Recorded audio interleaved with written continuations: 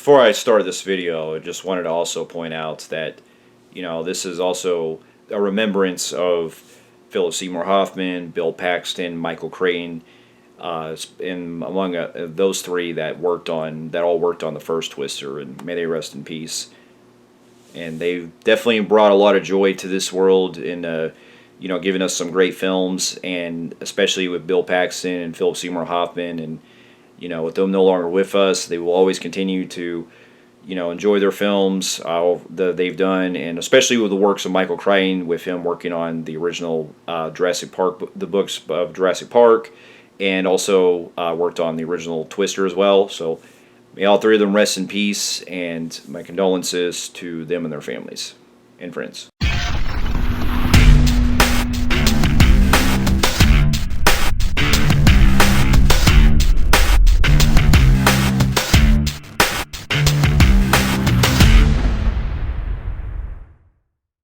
Twisters is directed by Lee Isaac Chung and stars Daisy Edgar Jones, Glenn Powell, Anthony Ramos, and among others. And in this story, it deals with a group of storm tracers that are chasing tornadoes, and that's led by Daisy Edgar Jones's group, and then you also have Glenn Powell's group that are on the way, and it also has to deal with Daisy Edgar Jones having a personal story that involves of her trying to create this experiment to lower the intensity of the tornadoes.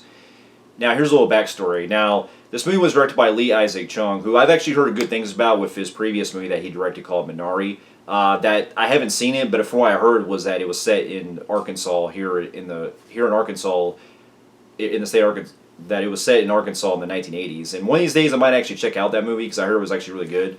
But going into this one, I had very low expectations because growing up, the first Twister film from 1996 still holds as one of my favorite disaster films of all time. And upon rewatching it, I think the movie still holds up. It definitely has a lot of great charm with its characters, the performances, especially from Bill Paxton and Helen Hunt. Everyone is top notch across the board, and the way that it was able to capture a lot of this stuff with not only using CGI but also practical effects at the time it was making the film. It took a lot of work, and it definitely set the way of what we would get with disaster films that came out in the 90s, especially with Volcano, Dante's Peak, and everything. And so, upon rewatching, while the movie may have some outdated CGI effects here and there, I still think it still holds up, and it's definitely one that gives me the feels every time I watch it, especially the emotional impact story that it goes with its characters. And, it has just that kind of fun vibe with, chasing storms and stuff. And going into this one, I never thought that they would ever do a kind of sequel to the original film because, well, I mean, it's been one of those kind of movies that really felt like it was a one and done for me because I didn't really think where the story would really go after that. And from what I heard in interviews, and the late great Bill Paxton said that originally there was going to be a plot that if he involved, that they wanted to try to have it where it was going to focus on like his character and Helen Hunt's character's like daughter or something going to college and getting involved with like chasing storms and stuff for their parents. That's something I could probably see work, but it feels like it's a little too late for that because, well, with the loss of Bill Paxton and everything, may he rest in peace, it just really feels like it's just one of those where it probably would have been different had it would have came out like shortly after the first one or sometime after, because for many years, it just seemed like it was one of those movies that just was one and done. And we had a kind of a follow-up, sort of, well, not really follow-up, but kind of a knockoff, or I guess kind of a similar type of movie that came out 10 years ago called Into the Storm, which I didn't see, but I heard that one, too, is also about chasing storms and stuff. And that one also uses a found footage format. And from what I heard, depending on who you talk to, I heard really bad things about it, so I can't really judge the movie too much. And so I just always, and when word got around that they were going to do a sequel for a long time, they originally wanted to get Helen Hunt back to actually direct it, and she was actually going to direct it and have a whole new cast and everything following. But they shut down the idea after it was announced that the original plan was they were going to kill her character off, and so they scrapped the idea for that. And so after that happened, I didn't really know where else they were going to go with this. And if you were from the premise behind this, I was kind of like wondering like what exactly is this, because from the thought, I thought it was just going to be basically another, like just a remake, and they're just calling it Twisters, or doing like a sequel that is in the way of Aliens, where it's using plural and stuff. So, I mean, that is a good title and everything, where you're just adding the letter S to the title. But it just made me really wonder, even from the trailers and everything, what exactly they were trying to do, because it really seems like they were just copying scenes from the first movie and not really doing anything that really makes it much of a sequel, especially with different characters that have nothing to do with the other film. And so, after going into the movie, I really just got and went to very low expectations. But upon seeing it, I can honestly say this one actually really surprised me. It is nowhere near as great as the first one, but I will say this was definitely a good type of return to form to what we haven't from the disaster films that I haven't seen in a while.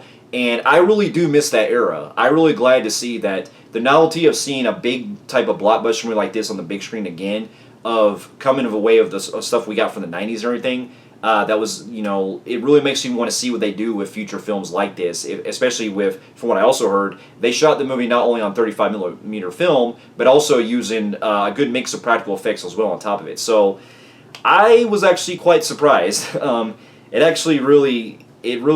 this one actually really surprised me. And so, to get my pros out of the way, I thought the cast in this were all great. Daisy Edgar Jones, I think she really holds her role, and I haven't seen her in some other films she's in, but I've heard she's really good in that movie called Where the Crawdads Sing, or whatever it's called. I'm sorry if I can't get the title right, but I hear she's becoming a really good talented actress, and she really shines here as playing a storm chaser that is giving it all to try to come with this experiment to try to go after the tornadoes and everything, and she really brings it to her emotional depth. And there is some stuff that seems kind of familiar with the first one in some ways, and you could say that with a lot of the other characters in this film, that in certain aspects, but she makes it work, and so does Glenn Powell in this. He steals every scene in the film. He's definitely one of the biggest highlights, especially his chemistry with Daisy Edgar Jones, and the way that he's able to have his team go after and have fun and stuff, and just living the dream and being able to chase tornadoes and stuff. It's definitely has the makings of something. He's like a combination of Cary Elway's character, but also Bill Paxton's character in the first one. And he's also a YouTuber, a streamer who's trying to capture all this stuff. So there's aspects to him that you could see is familiar with from the first one, but he still makes it work. And as the movie goes along, he starts out as kind of like, not very that. He starts out as kind of very competitive and just kind of in the way of things, but as you go along, you start to see a lot of what he's doing and everything, and I really felt for his character in the way that he's able to really flesh some stuff out with him and Daisy's character, Kate. And then the rest of his team was also a lot of fun, too, especially the guy from Nope. I forgot his name, but he's in this as well, the guy that played Angel from Nope. He's great in this as Glenn Powell's buddy.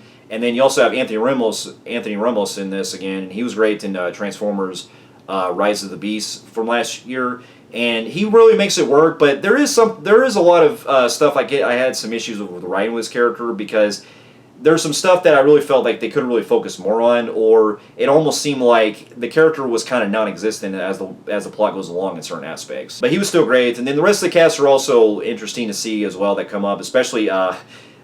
Coming up next year when we have Superman Legacy, David Cornswet is in this, and I was really interested in seeing him pop up. I was like, wow, that's the guy who's going to play Superman in this, and he was great. And then one of the other biggest things I got to really appreciate the most is the way the movie, set in the whole small town and stuff, where it goes with dealing with the Oklahoma setting and everything is also great. The cinematography is top notch with being able to capture a lot of the rain and the storms and everything. And for a good mixture of the CGI and the practical effects that they do use, the CGI can be noticeable at times, especially when you're seeing like the sodium stuff go up in there in certain parts where it looks a little too computerish at points. But the final climax and a lot throughout the movie where you see the stuff going down, it definitely showcases a lot of what they were able to accomplish with the tornadoes. And even the parts when we get to see them split into two, I thought was really amazing.